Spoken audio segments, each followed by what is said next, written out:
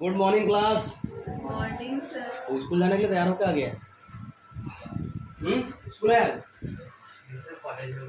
College है आज। क्या पढ़ना है आज? पूर्ण आंतरिक परावर्तन। पूर्ण आंतरिक परावर्तन। आप लोग सोच रहे होंगे ना, रिफ्रैक्शन अपवर्तन के चैप्टर में परावर्तन कैसे आ गया? ठीक है, टोटल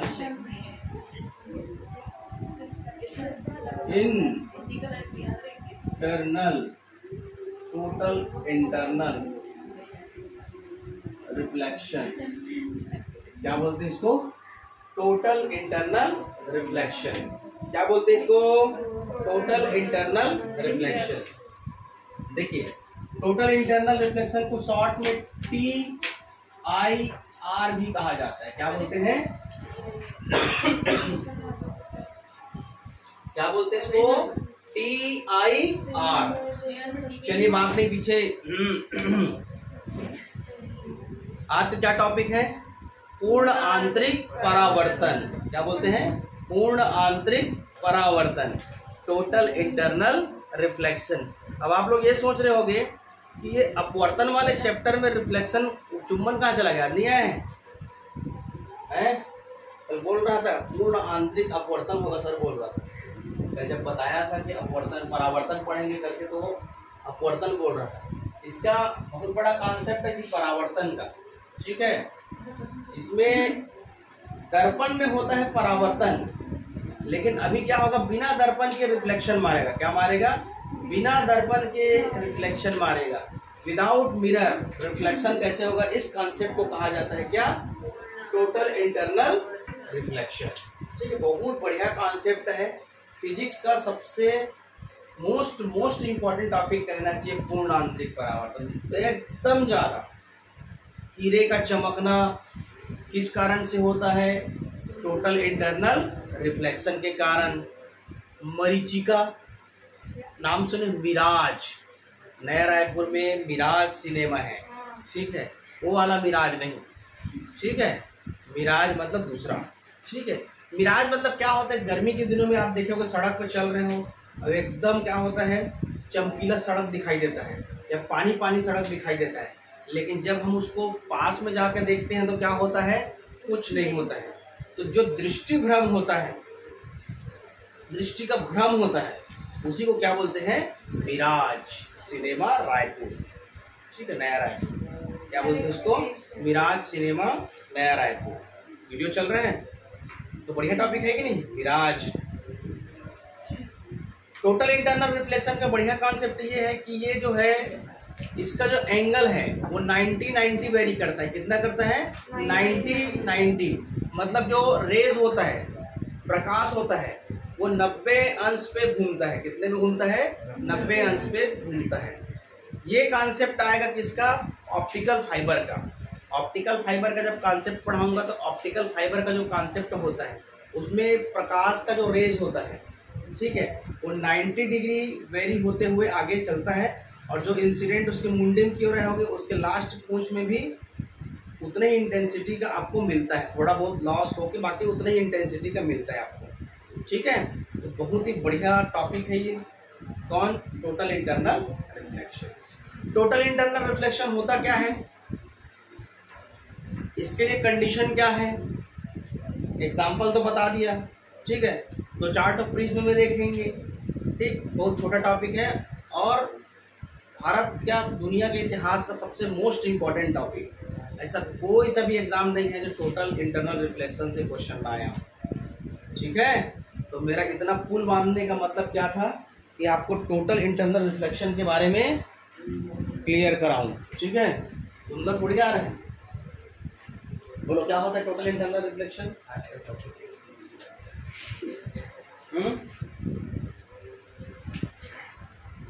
क्या होता है टोटल? आज का टॉपिक है सर।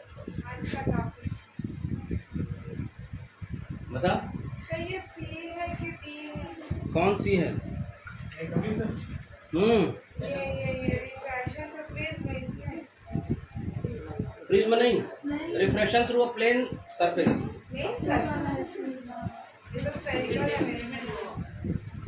ये बी है, बी, ये बी है।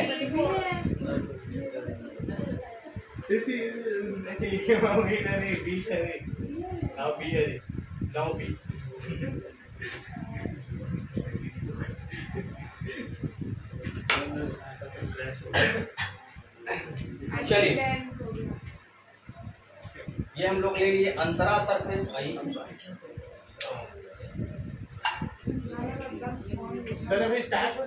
दूसरा सेकंड राउंड चल रहा है, ठीक है। तेरा ही नाम याद कर रहे थे तो कल बोल रहा था ना परावर्तन होगा सर, कि अपवर्तन होगा करते, परावर्तन होगा, ठीक है। मतलब यहाँ पर हम लोग देखेंगे बिना मिरर के, एकदम जादू दिखाएंगे तुम लोग बिना मिरर के, बिना दर्पण के रिफ्लेक्शन कैसे होता है। इस कॉन्सेप्ट को कहा जाता है क्या, टोटल इंटरनल रिफ्लेक्शन, पूर्ण आंतरिक परावर्तन। इसके लिए बढ़िया से 3-4 ठो मुंडी ले लेते हैं, 1 ठो, 2 ठो, 3 ठो और ये 4। चारों लाइन दिख रहे हैं, चारों लाइन दिख रहे हैं। चल ठीक है। इसके लिए ये होता है रेयरर मीडियम। ये कौन सा मीडियम होता है, रेयरर मीडियम। ये होता है डेंसर मीडियम। क्या होता है, अब इसको हिंदी मीडियम में लिख देते हैं, विरल। अब ये क्या होता है, सघन। इसे इंग्लिश मीडियम, रेयरर मीडियम, फिर डेंसर मीडियम, ये विरल और ये, समझ गए। मतलब ऐसा कुछ भी लिखो तो आप लोग समझ जाना। अब देखो टोटल इंटरनल का रिफ्लेक्शन, इसी में जादू है, खूब मारूंगा तो लोग सीख जाओगे। आप क्या करेंगे, सस्पेंस बना के रखो, क्लाइमेक्स। एक तो क्या बनाना पड़ता है, मुंडी। ये क्या है हमारा, मुंडी। मुंडी क्या बोलते हैं, एमएन। ये क्या है, एमएन। इसको क्या बोलते हैं जी, अभिलंब, ठीक है। इसको क्या बोलते हैं, अभिलंब। इसको नॉर्मल। अरे एक नंबर पढ़ाई होगा, ठीक है। हिंदी मीडियम के साथ इंग्लिश मीडियम का जोड़ेगी, ठीक है। इसमें क्या आएगा, केवल अभिलंब। इसमें क्या आएगा, केवल नॉर्मल, ठीक। कोई वीडियो वाला ऐसे नहीं लिखा होगा आज तक से, है नहीं। अब क्या करेंगे रे, अब कॉन्सेप्ट ये जानते हो, इसका ये कॉन्सेप्ट बोलता है कि हम डेंसर मीडियम से, कहाँ से, डेंसर मीडियम से रेयरर मीडियम में जा रहे हैं। कहाँ जाएंगे, डेंसर मीडियम से। लगे हाथ ना, इसका कंडीशन भी याद रख ले भैया, सीधा सीधा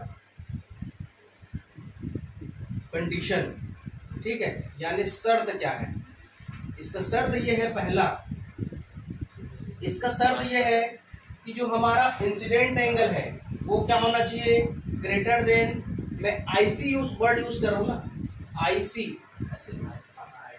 आईसी। तो आईसी यहाँ पर है हमारा क्रिटिकल एंगल। क्या है, आईसी क्या है, क्रिटिकल एंगल। क्या है, क्रिटिकल एंगल। हिंदी में बोलते हैं क्रांतिक कोण। क्या बोलते हैं इसको, क्रांतिक कोण। क्या बोलते हैं, क्रांतिक कोण। आई को तो जानते हो, इंसिडेंट एंगल। क्या बोलते हैं, इंसिडेंट एंगल। ये एंगल है, क्या है ये, एंगल, ठीक है। तो इंसिडेंट एंगल, इंसिडेंट एंगल यदि ज्यादा होगा, किससे, कोई देखेगा वीडियो ना तो बोलेगा कैसे उल्टा उल्टा पढ़ा रहे करके। पहले इसको बताना चाहिए, फिर इसको बताना चाहिए, लेकिन मैं पहले तुम लोग को शर्त बता रहा हूँ कि टोटल इंटरनल रिफ्लेक्शन होने के लिए शर्त क्या है। शर्त पता होगा तो कॉन्सेप्ट फट से पकड़ में आएगा, ठीक है। इंसिडेंट एंगल ज्यादा होगा किससे, क्रिटिकल एंगल से। इंसिडेंट एंगल ज्यादा होगा किससे, क्रिटिकल एंगल से। तो वो क्या कहलाएगा, पूर्ण आंतरिक परावर्तन, टोटल इंटरनल रिफ्लेक्शन, ठीक है। सेकंड वाला कंडीशन, द मोस्ट इंपॉर्टेंट, ये जो होता है डेंसर मीडियम से कहाँ जाना चाहिए, रेयरर मीडियम पे जाना चाहिए। मतलब सघन माध्यम से कहाँ जाना चाहिए, विरल माध्यम में जाना चाहिए। तो ये दो मुंह जबानी याद रहना चाहिए। पूर्ण आंतरिक परावर्तन के लिए कंडीशन क्या होता है, 100% है, इस बार छापोगे एग्जाम में, एकदम 100% है। पूर्ण आंतरिक परावर्तन क्या है, तू न्यूमेरिकल बना के आएगी, 100 एकदम तय है। अभी 2-4 न्यूमेरिकल कराऊंगा, प्लीज वाला 3 करा देंगे एप्लीकेशन वाला, ठीक है। 90 में कैसे, 90 में कैसे वेरी होता है, 180 में कैसे होता है, और सीधा कैसे निकल जाता है, ठीक है। तो यहाँ पर ये 2 कंडीशन समझ में आया ना, बोलो, ठीक है। क्रांतिक कोण समझ में आया। क्रांतिक कोण क्या होता है, क्रांतिक कोण जो होता है इसका जो वैल्यू होता है 41.8 होता है। कितना होता है, 41.8। कितना होता है, 41.8। इसको नियर अबाउट लिया जाता है कितना, 42। क्या होता है, 42। यहाँ तक ठीक है, यहाँ तक ठीक है ना। अब देखते हैं इंसिडेंट एंगल के अकॉर्डिंग उसका वैल्यू। ये होता है हमारा क्या, इंसिडेंट एंगल, ठीक। ये क्या होता है हमारा इंसिडेंट एंगल आई।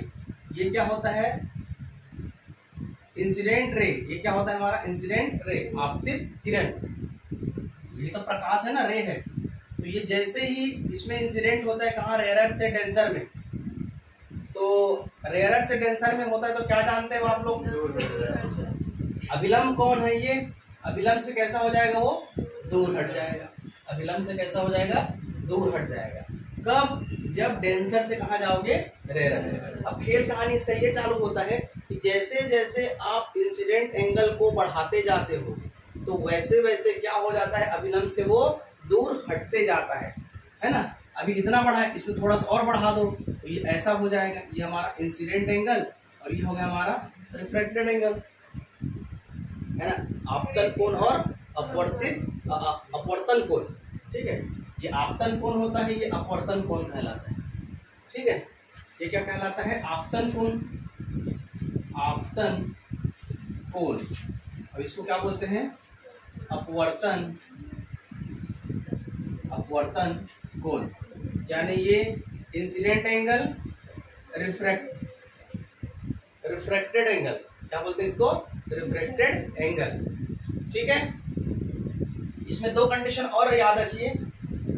टोटल इंटरनल रिफ्लेक्शन के लिए कंडीशन क्या होना चाहिए, तो क्लियर हो गया। रिफ्लेक्शन के लिए क्या कंडीशन होना चाहिए, रिफ्लेक्शन के लिए, रिफ्लेक्शन कब मारेगा, रिफ्रैक्शन कब मारेगा, रिफ्रैक्शन इसका जस्ट उल्टा होगा। क्या हो जाएगा, रिफ्रैक्शन जस्ट इसका उल्टा होगा। आई छोटा होना चाहिए, आई सी जो है बड़ा होना चाहिए। आई सी छोटा होना चाहिए और आई छोटा होना चाहिए, आई सी बड़ा होना चाहिए। तो इस कंडीशन में क्या आता है, रिफ्रैक्शन। क्या होता है, रिफ्रैक्शन। मतलब आप देखो, जब भी आप ऐसा कंडीशन देखे होगे, ये छोटा और ये बड़ा इस मीडियम में, तो क्या फॉलो करेगा, रिफ्रैक्शन यानी अपवर्तन। क्या फॉलो करेगा, अपवर्तन। आपको डायग्राम में दिख भी रहा है, आया ना, दिख रहा है कि नहीं रहा है। ये छोटा है और ये अभिलंब से क्या दूर हट जा रहा है, तो आर क्या हो गया, बढ़ गया। आर क्या हो गया, बढ़ गया।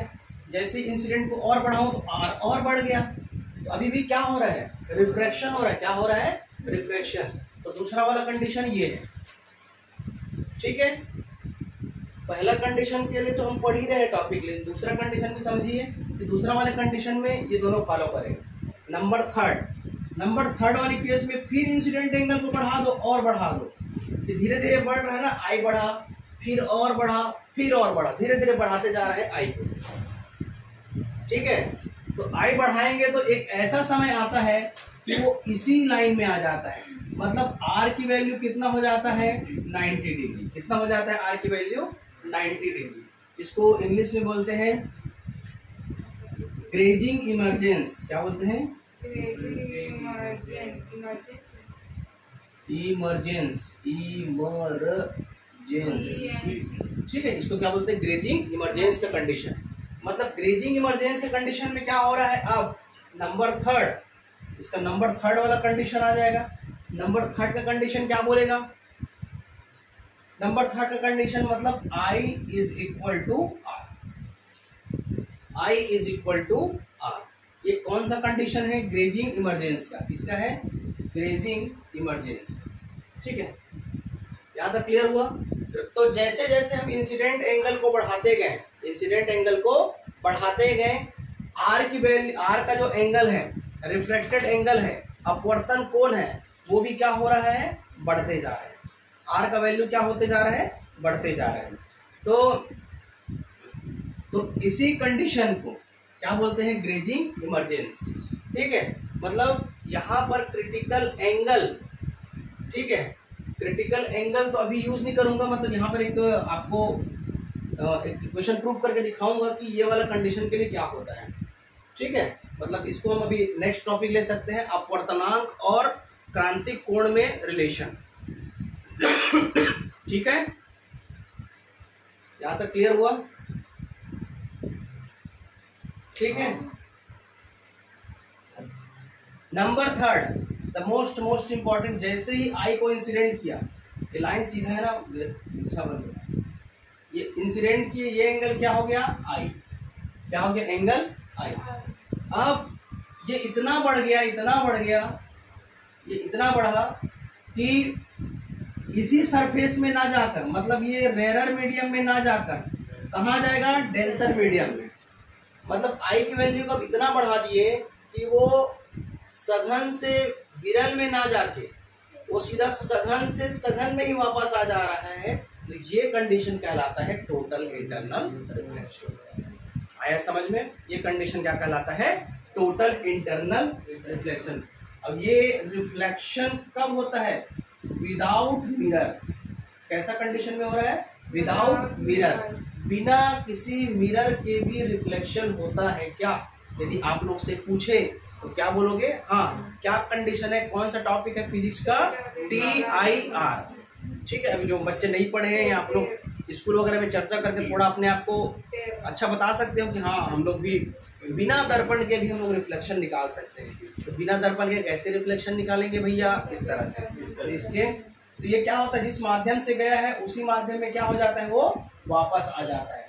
ठीक है, जिस माध्यम से गया उसी माध्यम से क्या हो जाता है, वापस आ जाता है। तो ये सघन माध्यम से सघन माध्यम में, तो ये हमारा क्या हो गया, I, और ये हमारा क्या हो गया, R। Angle of I is equal to angle of R। ठीक है, लेकिन कंडीशन क्या बोलता है इसमें, I को क्या होना चाहिए, बड़ा होना चाहिए। ये देखो, I को बड़ा होना चाहिए और IC को क्रिटिकल एंगल। ठीक है, तो ये जो 90 अंश वाला कंडीशन है, ये कंडीशन कहलाता है क्रिटिकल एंगल का कंडीशन। किसका कंडीशन कहलाता है, critical angle. Critical angle, critical angle के कंडीशन में आर की वैल्यू कितना होता है, आर की वैल्यू होता है 90 डिग्री। कितना होता है, 90 डिग्री। यदि आपसे केवल क्रांतिक कोण किसे कहते हैं पूछे तो आप केवल इतना तक लिखोगे, पहला समझाओ, दूसरा समझाओ, तीसरा समझाओ। ठीक है, टोटल इंटरनल रिफ्लेक्शन पूछेगा तो पहला, दूसरा, तीसरा, चौथा तक आना है। यहाँ तक क्लियर हुआ? ठीक, तो ये होता है हमारा क्या, क्रिटिकल एंगल।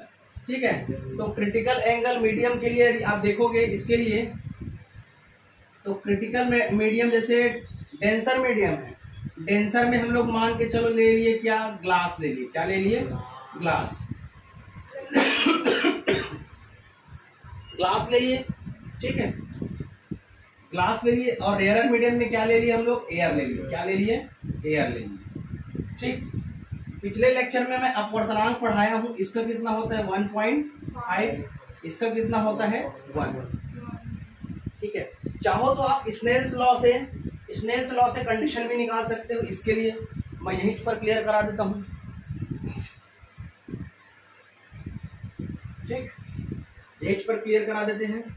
क्या होगा, जैसे इसका मान के चलो μ1 है, सॉरी इसको μ2 ले लो, क्योंकि हम लोग रेयरर को हमेशा μ1 मानते हैं और डेंसर को हमेशा क्या मानते हैं, μ2।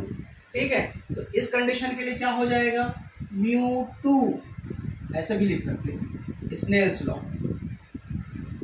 क्या लिख सकते हैं, स्नेल्स लॉ। स्नेल्स लॉ में क्या देखेंगे, क्या होता है स्नेल्स लॉ में, सीधा सीधा ये पढ़ते हो direct, mu is equal to sine I upon sine are.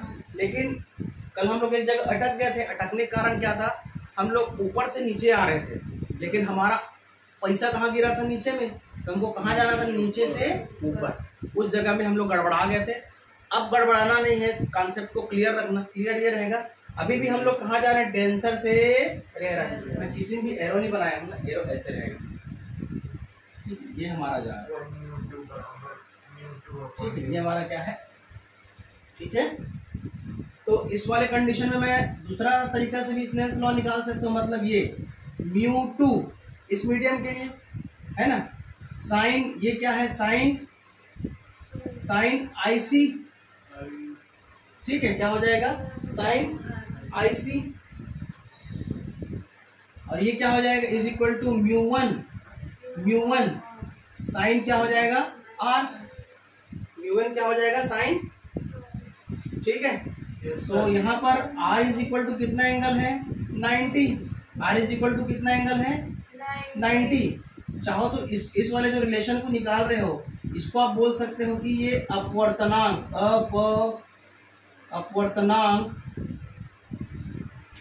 और क्रांतिक कोण के बीच का संबंध है, रिलेशन बिटवीन, ठीक है, क्या हो जाएगा, relation between which refractive index and critical angle, refractive index and critical angle. Clear हुआ यहाँ तक? तो इसके बीच कैसे निकालोगे, तो μ2 इसको डिवाइड करो। अब इसमें 1.5 μ1 है कि 1 μ2 है, पहले डिसाइड करो कौन हो जाएगा। डेंसर कौन है इन दोनों में, डेंसर कौन है, मतलब ये डेंसर मीडियम है, डेंसर में क्या आ जाएगा ग्लास मतलब 1. कितना आ जाएगा 1.5, ठीक है। और रेयरर में μ1 इज इक्वल टू रेयरर है, इसमें क्या आ जाएगा एयर, क्या आ जाएगा एयर, ठीक है। इसको चाहो तो आप फिर से दूसरा कंडीशन लेके सॉल्व कर सकते हो, पहले इसके बीच में रिलेशन बताओ, ठीक है। तो रिलेशन बताने के लिए क्या हो जाएगा, 90 की वैल्यू रखिए, तो ये हो जाएगा μ2 sine IC is equal to μ1 sine 90, ठीक है। तो ये क्या हो जाएगा sine IC is equal to μ1 upon μ2। तो ये आपको रिलेशन मिल गया किसके किसके बीच में, आपका क्रिटिकल एंगल और अपवर्तनांक, यानी क्रिटिकल एंगल और रिफ्रैक्टिव इंडेक्स के बीच में जो रिलेशन आता है वो हमारा क्या होता है, sine IC is equal to what, ठीक है। यहाँ तक क्लियर हुआ? आप चाहो तो इसको मीडियम से भी बता सकते हैं, मीडियम से बहुत तरीका से इस वाले टॉपिक को हल कर सकते हैं, सॉल्व कर सकते हैं। जैसे हमारा मीडियम कहाँ गया है, ग्लास से, ग्लास लिए ना, वाटर लेके चलो, वाटर, इसको मान के चलो वाटर ले लो, अब इसको वाटर ले लो, इसको एयर ले लो, वाटर एयर के हिसाब से करोगे क्या हो जाएगा, वाटर μA, क्या हो जाएगा वाटर μA। ये मीडियम हो गया, तो इधर क्या हो जाएगा साइन IC, क्या हो जाएगा साइन IC।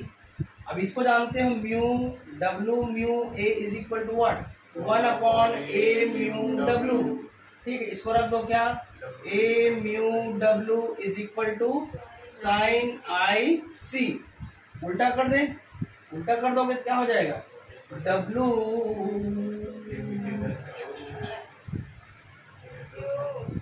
ठीक तो है क्या, इसका क्या हो जाएगा, उल्टा करोगे तो यही हो जाएगा, A μW is equal to 1 upon sine IC।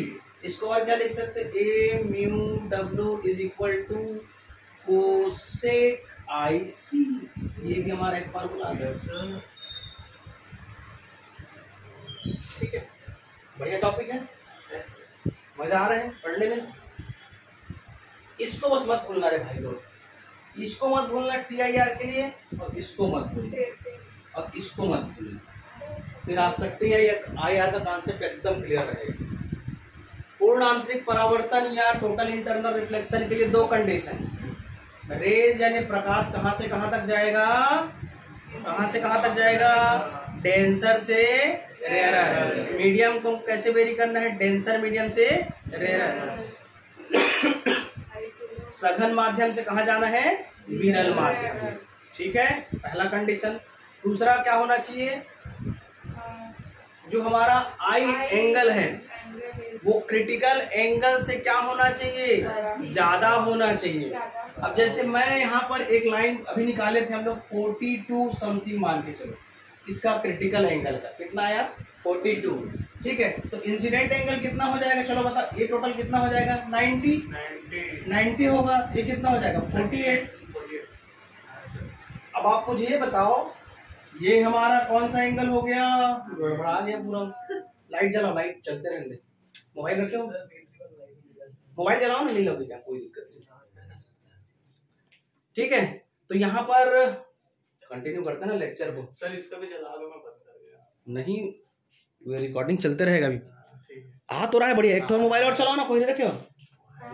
हाँ ठीक है, एक जन इधर आके बैठो, देखना इसको हिलाना मत, एक जन यहाँ बैठो, एक जन इधर बैठो, इसमें एक जन उधर बैठो ना, मैं बता रहा हूँ, दोनों कोने मार उसको टकराना मत ना, स्टैंड को टकराना मत, आराम से। वेरी गुड, वेरी से वेरी गुड। मच्छर काटेगा किसको, फिर भाग दिया, किसको काटेगा, जिन्हें लिखे रोया ये नहीं आ रहा है ना, सोफा मिले फीलिंग चलो। क्या आती है, साहिल एकदम नीचे। कोई दिक्कत नहीं, लास्ट एंडिंग की ओर है, बढ़िया। तो मैं कहाँ पास था, वहाँ एंगल्स बता रहे हैं। हाँ यहाँ पर। तो यहाँ पर आप स्पष्ट देख सकते हो कि ये जो हमारा क्रिटिकल एंगल है कम है, इंसिडेंट एंगल है 48, वो क्या है ज्यादा है। तो हमारे इस वाले कंडीशन को फुलफिल किया कि नहीं, हाँ। बिल्कुल किया। दूसरा वाला कंडीशन, ये हमारा सघन माध्यम है और ये हमारा विरल माध्यम है, ये हमारा सघन माध्यम है और ये हमारा विरल माध्यम है, ठीक है। तो ऐसे कंडीशन जब फॉलो होगा तो एक चीज देखें, जिस माध्यम से आप इंसिडेंट किए हो उसी माध्यम में क्या हो गया, वो रिफ्लेक्ट हो गया। मतलब आप बोल सकते हो रिफ्लेक्शन का कहीं ना कहीं नियम लगा के, रिफ्लेक्शन का कहीं ना कहीं नियम लग के उस पूरे किरण को, पूरे रेस को उसी मीडियम में वापस रिफ्लेक्ट कर देना कि क्या कॉन्सेप्ट कहलाता है, टोटल इंटरनल रिफ्लेक्शन। मेरे ख्याल में इससे इसको इतना अच्छा से पढ़ चुके हैं कि इसको कभी नहीं भूलोगे, इस टाइप से है मेरे ख्याल से, ठीक है, बिल्कुल याद रहेगा। नीट जेईई तो सीधा सीधा यही कंडीशन पूछा है, प्रश्न पुराना उठा के देख ले, ये दोनों से पूछा है सीधा सीधा, इसी से प्रश्न करेगा। आपको इंसिडेंट एंगल मान के चलो 100 दे दिया है, ठीक है, और क्रिटिकल एंगल मान के चलो 200 दे दिया है। अब बताओ कौन सा है करके, रिफ्रैक्शन होगा, रिफ्लेक्शन होगा कि TIR होगा कि ग्रेजिंग इमर्जेंस होगा। 4 पॉइंट रख देगा, तो आपको 4 पॉइंट पता होगा तब ना, क्या पता, एक तो पता हो गया। दूसरा क्या हो जाना चाहिए, कहाँ रे मिटा डाला क्या। दूसरा क्या होता है, आई एंगल यदि छोटा है किससे, IC से, तो ये कौन सा है, अपवर्तन, क्या होगा, अपवर्तन, ठीक है, इक्वल होगा तो ग्रेजिंग इमर्जेंस। और इंसिडेंट एंगल R = 90 है, मतलब इसी सरफेस में रहेगा, हिंदी में बोलते हैं अंतरा पृष्ठ, क्या बोलते हैं, अंतरा पृष्ठ। यदि इसी में है तो कौन सा कंडीशन फॉलो करेगा, क्रिटिकल एंगल का। किसका करेगा, क्रिटिकल एंगल का। यहाँ तक क्लियर है, बाकी ये भी क्लियर है, ठीक। अब इसका हम लोग यूजेस देख सकते हैं, कहाँ कहाँ इसको यूज कर सकते हैं। थोड़ा मिटाना चालू कर रहा हूँ यहाँ से, इसको भी मिटा देते हैं, ठीक है। देखिए इसके बाद इसका यूजेस देखते हैं, चल रहा है ना। यूज क्या हो सकता है, देखो इसका इसका उपयोग मैं बताया हूं। पहला कौन सा चीज है हमारा, इसका उपयोग बहुत सारे चीज में होता है, टेलीकम्युनिकेशन नहीं, हाँ अभी इसको TIR बाद में पढ़ेंगे। इसको हम लोग कहाँ देख सकते हैं, मिराज, कहाँ देख सकते हैं, मिराज। हिंदी में बोलते हैं मरीचिका, मरीचिका, ठीक है। एक होता है मरीचिका और दूसरा कहाँ हम लोग देख सकते हैं, हीरे का चमकना। इसका हीरे का चमकना, ठीक है। इसका एक थोड़ा बढ़िया एग्जाम्पल भी है जी, इसको आप एक्सपेरिमेंट माध्यम से भी समझ सकते हैं। एक टब में पानी लिए, ठीक है, यहाँ से आप इंसिडेंट करोगे, इसमें पानी है, जैसे आप ये इंसिडेंट करोगे तो इसके सरफेस से ना ये बैक हो जाता है और ये वाला पार्ट कैसे दिखाई देता है, चमकीला दिखाई देता है। कैसा देता है? चमकीला। तो ऐसा आप एक्सपेरिमेंट करके देख सकते हो, आराम से स्कूल में कर सकते हो, ठीक है।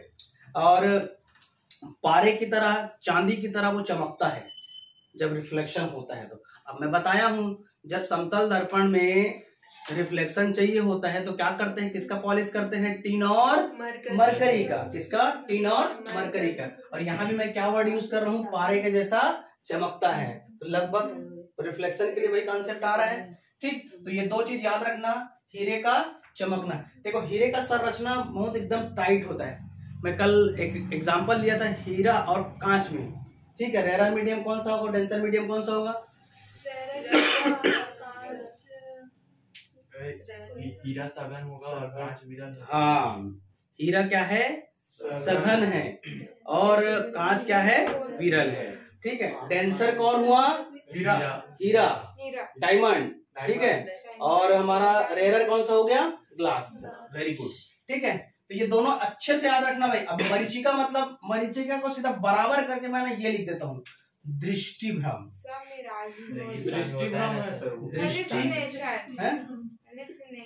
क्या बोल रहे हैं? वो रेगिस्तान में होता है ना पानी। हाँ हाँ, क्या बोलते हैं? हाँ ठीक, वही वाला। तो आप इसमें बहुत सारा देख सकते हो, रेगिस्तान वगैरह। रेगिस्तान, रेगिस्तान, कब्रिस्तान, कजाकिस्तान, अफगानिस्तान, ये सब नहीं भैया, केवल किसमें? रेगिस्तान। पाकिस्तान उनको दिख रहा होगा, पाकिस्तान वाले भी दिख रहा होगा। लेकिन हमारा जो आंसर है वो क्या है? रेगिस्तान में क्या होता है? रेत होता है, पानी नहीं होता है। मैं एक थोड़ा लोक कला मंच में जब जाता था, ठीक है, तो रात में एक कहानी सुना रहा था, पता है? रेगिस्तान वाला, एक हिरन और हिरनी वाला, ठीक है। यहाँ नहीं सुनाऊंगा उसके मैं अपलोड किया हूँ, वीडियो देखना। साले के जंग रेगिस्तान में हिरन और हिरनी क्या कर रहे थे? यही बड़ा कॉन्सेप्ट है, उसको जानने के लिए आपको मेरा वीडियो देखना पड़ेगा, ठीक है। देखना, हिरन और हिरनी की कहानी करके डाला हूँ, राजस्थान, ठीक है। पंजाब से तो वो दोनों ना बहुत प्यास रहते हैं, थोड़ा से वो लव ट्रायंगल को लेके बताया गया है, ठीक है। मतलब बढ़ावा दिया गया उस कहानी में, ठीक है। पानी नहीं रहता है रेगिस्तान में, और दोनों पीने के लिए तड़पते रहते हैं। तो कहीं दूर जाकर उन लोगों को पानी मिलता है, ठीक है। तो पानी मिलता है तो एक दूसरे से इतना उन लोग माया दुलार करते हैं कि एक पहले उसको बोलता तू पी ले, वो उसको बोलता है तू पी ले, और तू पी के चक्कर दोनों खत्म, ठीक है। मतलब जब सुनोगे एकदम कैसे मार गए, ऐसे नहीं सुना ही, ठीक है। ये अभी आधा है, उसको पूरा सुनना, क्लाइमेक्स के साथ सुनना उसको। मैं तुम लोग को शॉर्ट बता दिया हूँ, तुम लोग क्या सब पढ़ने लिखने वाले बच्चे हो ना, अच्छे बच्चे हो, एक बार में समझ जाते हो। चलिए, तो एक तो रेगिस्तान में हो गया। और कई बार ये देखे होगे, जैसे आप गाड़ी चला रहे हो, ये देख 4 चक्का 2 चक्का बस दिखेगा इसमें, ठीक है, 2 चक्का पीछे में है, ठीक है। तो यहाँ पास देखोगे ये सड़क है, क्या है? सड़क, भयंकर लंबा सड़क है। अब इसमें चला रहे हैं, ज्योति गाड़ी चला रही है, ज्योति गाड़ी चला रही है। ये सड़क के ऊपर में, सड़क के ऊपर में क्या दिखाई देगा आपको? चमकीला, एकदम पानी जैसा भरा ऐसे दिखाई देता है दूर से। अब पास जैसे जाते जाते तो कुछ नहीं होता है। यही क्या है? हमारा दृष्टिभ्रम। दृष्टिभ्रम को ही बोलते हैं क्या? मिराज। सिनेमा नया रायपुर, मतलब मरीचिका, ठीक है। एक नाम, इसका नाम पता है? मरीचिका, मरीचिका, ठीक है। तो ये वाला हो गया। अब इसके पीछे कॉन्सेप्ट समझो, ये क्या कॉन्सेप्ट है, ठीक है। इसके पीछे कॉन्सेप्ट ये है, देखो, हवा, वायु, एयर, ठीक है। 2 प्रकार का वायु, हवा, एयर होता है 2 प्रकार का वायु, हवा, एयर होता है। तो इसमें होता है, एक तो नीचे वाला हवा, पावर भी होगा, ठीक है। एक तो होता है नीचे वाला हवा, और एक जो होता है ऊपर वाला हवा। हंसना नहीं है, ठीक है। एक जो होता है नीचे वाला हवा, और एक जो होता है ऊपर वाला। मेरे बताने को नहीं यार, हंसा मत ना यार, ठीक है। एक जो होता है और एक जो होता है ऊपर वाला हवा, ठीक है। तो नीचे वाला हवा का जो डेंसिटी है, कल मैं बताया हूँ, नीचे का ज्यादा, रेयर और विरल और सघन माध्यम में जो हम लोग मैं बताया था, वो डेंसिटी के आधार पे बताया था, ठीक है। जिसका डेंसिटी अपेक्षाकृत ज्यादा है तो वो सघन, और जिसका कम है वो विरल। अब देखो यहाँ पर नीचे वाले का यदि हवा है, एयर है, वायु है, ठीक है, उसका यदि डेंसिटी ज्यादा है, डेंसिटी क्या है, ज्यादा है, और ऊपर वाले का क्या रहेगा, कम। मैं कल बताया था एरोप्लेन बना के ऊपर जाते जाओगे तो एरोप्लेन क्या होता है, उड़ता है। मतलब जहां हम लोग ऐसा वाला चीज देखें तो हमको तो वस्तु दूर दिखाई देती है, क्या दिखाई देता है, दूर। और जस्ट इसका अपोजिट करेंगे तो वस्तु क्या है, पास। सिक्का को पानी में फेंक दो, सिक्का ऊपर उठा दिखाएगा। मतलब आप किसमें चल रहे हो, सघन से विरल। अब विरल से सघन में जाओगे तो वस्तु दूर दिखाई देगा। कैसा दिखाई देगा, दूर दिखाई देगा। ठीक है, यहाँ तक क्लियर हुआ। Yes sir. तो रेगिस्तान हो गया, गाड़ी वाला, ये सब चीज आप लोग बता सकते हो। ठीक है, हीरे का चमकना, हीरे का भी क्या होता है, इस टाइप से सेफ होता है, बढ़िया। और भयंकर कटा कटा रहता है एकदम। कितने लोग हीरा पहने हो, ठीक है, ये इसको ले जाना, पहन लेना, ठीक है। हाँ, इसको टीचर को गिफ्ट कर देना, ठीक है। हाँ सर आपको भी। ठीक है, ये किसके लिए है, सभी के लिए है। ठीक, ये हो गया। इसके बाद हम लोग थोड़ा से प्रिज्म वाला देखते हैं। ठीक है, मिटा दे इसको, मिटा देते हैं, फटाफट निपटा रहा हूँ। लाइट ऑफ है, कैसे करें, इसको भी निपटा देते हैं। धड़म धड़म।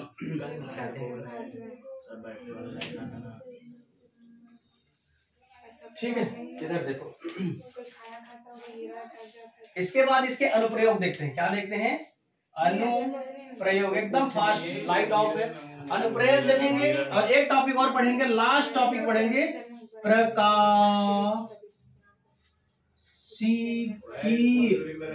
तंतु। क्या पढ़ेंगे, प्रकाशिकी तंतु। क्या पढ़ेंगे, प्रकाशिकी तंतु। इसको इंग्लिश में बोलते हैं ऑप्टिकल फाइबर। ठीक है, इसमें मड़ई मेलम देखे होगे, इसको दिखाऊंगा। पहले अनुप्रयोग देख लेते हैं। इसका अनुप्रयोग देखते हैं 3 ठो प्रिज्म में। पहले ये ऐसा प्रिज्म में, ठीक। दूसरा वाला कौन सा मुंडी हो जाएगा, एक ऐसा मुंडी में, ठीक। और नंबर थर्ड डिशुक, दूसरे वाले का अपोजिट डिशुक, ये ऐसा वाला, ठीक है, ये ऐसा बना है। नीचे वाले में ना, थर्ड वाले केस में सीधा सीधा चला जाता है, बना के ही दिखा देते हैं। ये ऐसे गया, ये इंसिडेंट हुआ। अच्छा ये बताओ, ये कितने का एंगल है, 90। ये कितना हो जाएगा, 45। ये कितना हो जाएगा, 45। ठीक है, 45 होगा। अब एक कंडीशन में कल आपको बताया था, जैसे प्लेन इस वाले सरफेस से यदि कोई रेज इंसिडेंट हो रहा है, वो सीधा सीधा निकल जाता है ना। यहाँ पर मतलब आप परपेंडिकुलर के केस में यदि ऐसा है, तो परपेंडिकुलर के केस में नॉर्मल वाले कंडीशन में क्या होता है, वो सीधा निकल जाता है। इसमें आप लोग ये मत दिमाग लगाना सर यहाँ पर तो आप अभिलंब नहीं बनाए हो, नॉर्मल नहीं बनाए हो, तो नॉर्मल नहीं बनाए हो तो सीधा सीधा कैसे लेख दिए, कैसे लेख दिए। इसको मैं ऐसे ही लेख दिया, ठीक है, याद रखें, इसको मैंने ऐसे ही लिख दिया, याद रहेगा। तो म्यू जिस मीडियम से गया उसी मीडियम से सीधा सीधा ले जाना है, हड़बड़ाना नहीं है। देख, अरे नॉर्मल को जब करते तो चीर फाड़ देते हो ऐसे और ऐसे, तो वैसे इसको चीर फाड़ दो, ठीक है। तो ये गया, अब लगाओ यहाँ पर ये ऐसे वाला कंडीशन। अरे लाइट रहता तो और मजा आता, बढ़िया टॉपिक था। तो ये कितना एंगल हो गया, 90। ये कितना हो गया, 90 है। ये इंसिडेंट है, तो ये वाला एंगल कितना हो जाएगा, जल्दी बोलो फटाफट। अरे ये इधर वाला एंगल कितना हो जाएगा, बिल्कुल 45 अंश हो जाएगा। ये वाला एंगल 90 है, ये देख, इधर वाला कितना हो जाएगा। चलो आओ, रेस को आगे बढ़ाओ। रेस कहाँ चला गया, यहाँ।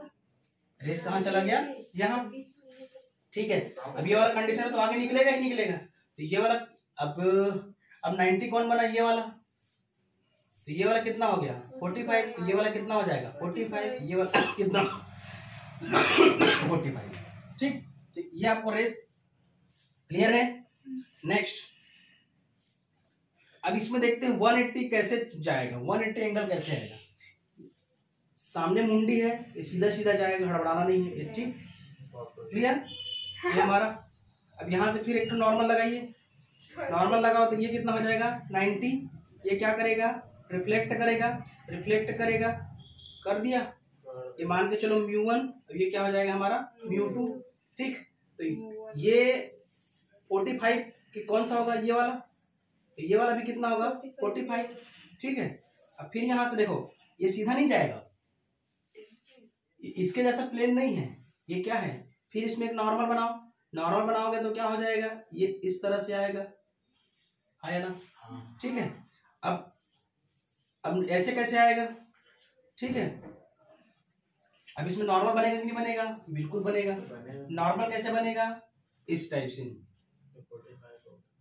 ये रेज इंसिडेंट हुआ है तो ये इस टाइप से, ठीक है। ये कितना हो जाएगा 45, ये टोटल कितना हो जाएगा 90, तो ये वाला एंगल कितना हो जाएगा 45, ये वाला एंगल कितना हो जाएगा 45, और इधर वाला भी कितना हो जाएगा 45। ये देखो ना जी ऐसे, तो ये कितना हो जाएगा, ये अब ये कितना हो गया 90, और ये कितना हो गया 90 90 90 180, ठीक है। एक लास्ट, ये सीधी रेखा में निकल जाएगा, कहाँ चला जाएगा, सीधी रेखा।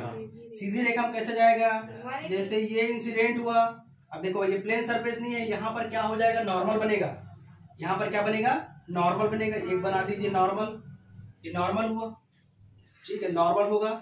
उसके बाद ये कहाँ जाएगा, सीधा मीडियम देखिए, ठीक है, इस वाले से फिर यहाँ जाएगा, इसको ऐसे सीधा सीधा बनाते, ये यहाँ आएगा, गड़बड़ा गया, ठीक है, मतलब इसी सोच में निकालना है इसे, इसको यहाँ तक ले जा, ठीक।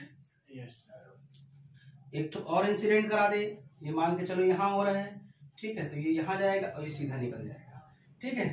तो इसका ये मतलब है नंबर 3 वाले का, कि जिस इंसिडेंट से आप लाइट को इंसिडेंट करा रहे हो वो प्रिज्म का एक ऐसा बना हुआ है जिससे वो क्या निकल जाता है, आगे सीधी रेखा में निकल जाता है, ठीक है। अब इसमें आप समझो, अब इसमें बनाइए नॉर्मल बनाए, ये कौन सा मीडियम है, ये कौन सा मीडियम है आर, ये कौन सा है डी, क्योंकि ग्लास है, ये क्या है आर और ये क्या है डी, तो ये क्या होगा बेंड, अभिलंब से क्या हो जाएगा, अभिलंब से, ये अभिलंब है ना, इससे दूर हटेगा, एक ही बना दिया मैं, वो क्या हो जाएगा दूर हटेगा, यहाँ आएगा, ठीक है, यहाँ से क्या करेगा फिर नॉर्मल करेगा।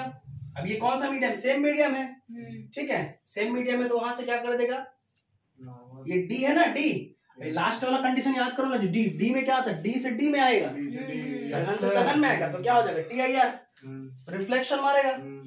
अब यहाँ पर ये नहीं है कि वहां पर दर्पण होगा तभी रिफ्लेक्शन मारेगा, आपको समझना पड़ेगा कि यहाँ पर क्या हो रहा है TIR, क्या हो रहा है TIR, ये सभी केस में TIR हो रहा है, सभी केस में TIR। जहां आपको रिफ्लेक्शन रेस किरण रिफ्लेक्ट मारा, मतलब इसका ये मतलब है कि वहां पर रिफ्लेक्शन हो रहा है, तो रिफ्लेक्शन के लिए वहां पर किसी भी प्रकार का दर्पण नहीं होगा, सीधा वो TIR के कॉन्सेप्ट को फॉलो करके वो रिफ्लेक्ट कर जाएगा, है ना, ठीक है। तो ये समझ में आया। लास्ट टॉपिक और 2 मिनट लगेगा इसको खत्म करने में, ऑप्टिकल फाइबर, फिर आपका ये चैप्टर खत्म। ऑप्टिकल फाइबर क्या होता है, प्रकाशिक तंतु। Optical fibre thin as human hair, कैसा होता है वो, थिन एज ह्यूमन हेयर, मनुष्य के जो बाल है इससे भी क्या होता है, पतला होता है, कैसा होता है, पतला होता है। तो जो ऑप्टिकल फाइबर होता है वो TIR के कॉन्सेप्ट पर बेस होता है, ठीक है। जितना बोल रहा हूं उतना इसके डेफिनेशन के अंदर में मैं शॉर्ट बोल रहा हूँ ट्रिक। TIR के कॉन्सेप्ट को कौन वर्क करता है, ऑप्टिकल फाइबर। आप लोग मड़ई मेला गए होंगे, बिल्कुल गए होंगे, यहाँ पर लाइट रहता है, ठीक है, ये लाइट रहता है, यहाँ पर ऐसे निकला रहता है, ठीक है, बेचते रहता है, ले लो करके, ठीक है। यहाँ पर इसके मुंडी में क्या है, प्रकाश निकलता है, लेकिन इसकी ये डारा खांधा में ना कोई प्रकाश नहीं रहता है, ठीक है। ये तो डारा खांधा है ना जी, ये डारा खांधा में प्रकाश नहीं दिखता है, इसका सीधा सीधा मुंडी में लीप करके दिखते रहता है। तो ये क्या है हमारा, ये क्या है हमारा TIR। अब ये प्रकाश इसके मुंडी में डाले, लेकिन प्रकाश कहाँ निकल रहा है, इधर के मुंडी में, यस सर, ठीक है। अब इसको थोड़ा बड़ा बना लेते हैं, मान के चलो ये टेढ़ा बेच का टाइप से बना देते हैं, ये हमारा बन गया क्या, ऑप्टिकल फाइबर। क्या है, ऑप्टिकल फाइबर, ठीक है। इसका ऑप्टिकल फाइबर जैसे ही हम इसमें इंसिडेंट करेंगे तो ये 90 90 90 90 90 90 खत्म, 90 90 होते हुए निकल जाएगा, क्योंकि हम पढ़े 90, ठीक है। तो 90 90 होते हुए क्या निकल जाएगा, जितने इंटेंसिटी के साथ ये आई है उतने इंटेंसिटी के साथ इसका क्या हो जाएगा, आउट हो जाएगा, ठीक है। तो तो ये क्या कहलाता है हमारा ऑप्टिकल फाइबर। इसको और बहुत अच्छे तरीके से बताया जा सकता है, लेकिन थोड़ा से समय अभाव और लाइट की कमी के कारण शॉर्ट लेके चल रहा हूँ। इसको 3 प्रकार से होते हैं। How many types? 3 टाइप्स। कितने प्रकार के होते हैं ये? 3 प्रकार के होते हैं। इसको सेंटर वाले पार्ट को बोलते हैं कोर। क्या बोलते हैं इसको? कोर। इसके ऊपर वाले पार्ट को बोलते हैं क्लेडिंग। क्या बोलते हैं? क्लेडिंग। क्या बोलते हैं? क्लेडिंग। ठीक है। और इसके अपर वाले पार्ट को बोलते हैं प्रोटेक्टिंग जैकेट। क्या बोलते हैं?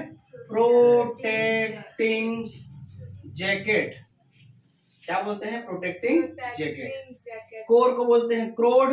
क्लेडिंग को बोलते हैं इंग्लिश में क्लेडिंग ही बोलते हैं। प्रोटेक्टिव जैकेट को सुरक्षात्मक कवच। क्या बोलते हैं? सुरक्षात्मक कवच।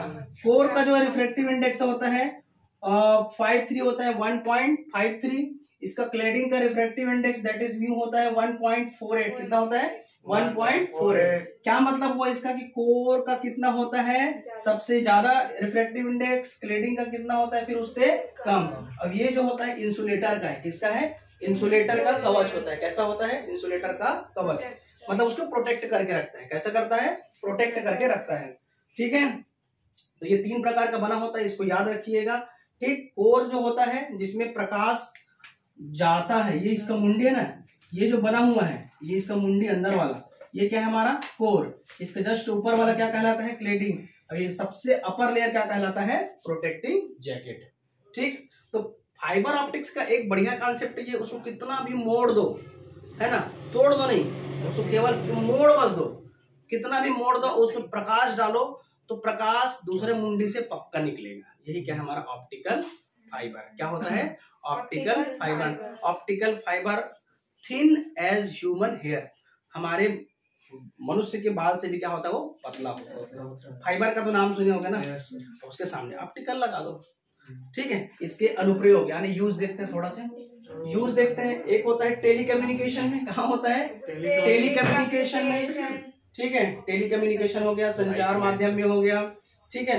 प्रकाश को एक स्थान से दूसरे स्थान पर पहुंचाने के लिए हम किसका यूज कर सकते हैं? Optical fibre. मान लो जाए किसी पेट में कुछ ऑपरेशन वगैरह करा, कुछ हो गया है, अब कैसे देखोगे? आंख से तो नहीं देख सकते, तो इसी वाले पाइप कुछ एकदम पेट में डाल देंगे। ठीक है। और अंदर में क्या क्या है? पेट अंदर जी, मुंह से प्रकाश वाला एंडोस्कोपी बोलते हैं। क्या बोलते हैं? एंडोस्कोपी। ठीक है। कहाँ कहाँ क्या क्या खराबी है वो क्या पूरा देख लेगा। ठीक है।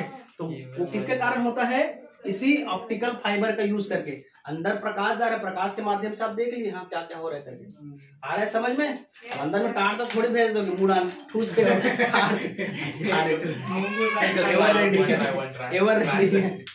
ठीक है। तो चलिए अब मैं फाइनली क्लोज कर रहा हूँ। तो आज के क्लास में हमने क्या क्या पढ़ा, एक बार सुनो। आज का क्लास रिपीट नहीं करा रहा हूँ, तुम लोग गर्मी लग रहा होगा। तो फाइनली हमारा reflection through a plane surface यानी समतल सतह पर अपवर्तन, ये वाला चैप्टर भी हमारा सफल रूप से समाप्त होता है। ठीक है। कल से रिवीजन होगा। कल से रिवीजन होगा। ठीक है। फर्स्ट चैप्टर से ऐसा बोल देता हूँ वीडियो में। ठीक है। चलिए थैंक यू क्लास। सर ऐसा करो ना वीडियो में, ऐसा करो ना वीडियो क्या नहीं रहे? करो ना सर, मजा सर। क्या होगा? अरे नहीं चलो हो गया सर, भूत बन रहा है। चलो thank you class. Thank you, sir.